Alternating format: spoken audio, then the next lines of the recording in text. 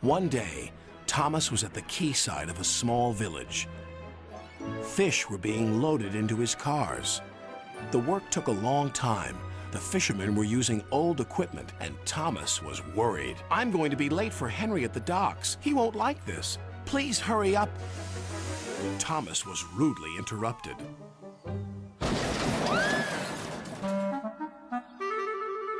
His driver and fireman laughed. "Phew," sniffed Thomas. "What a pong!" He was glad when they were speeding along the beautiful coastal run.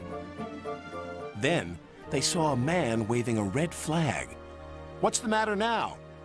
"High tides are damaging the track," reported the man. "I've marked the spot." "We'll go and inspect," said the driver.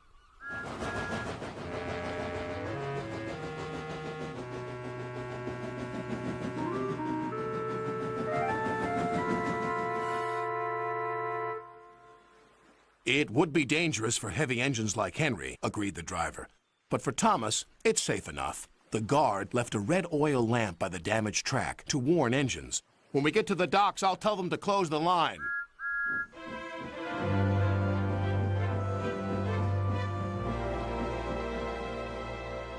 Henry was waiting for Thomas's cars.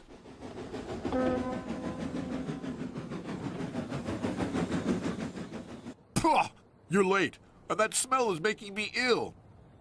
"It's the fish," replied Thomas, "and there's danger on the rails. That's why we're late." "Ha! You're the only danger on the rails, Thomas. Now stop wasting time and get your cars hitched to my train." Thomas's driver and fireman were in the yardmaster's office when they heard Henry's whistle. He was steaming out of the station with his long, heavy train called the Flying Kipper.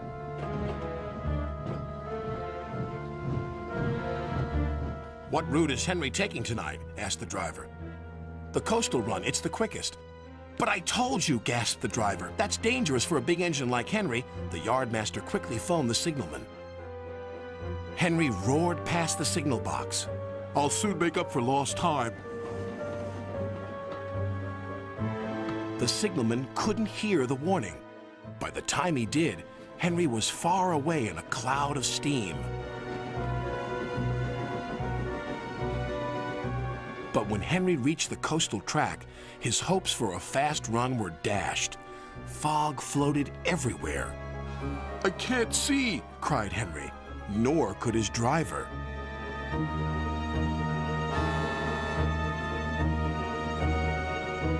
And when he could, it was too late.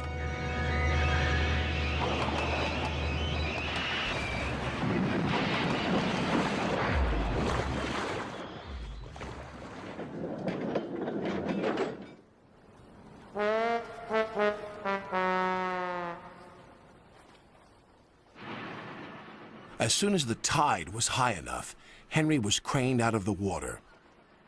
"Engines don't swim, Henry. You were meant to deliver fish, not swim with them.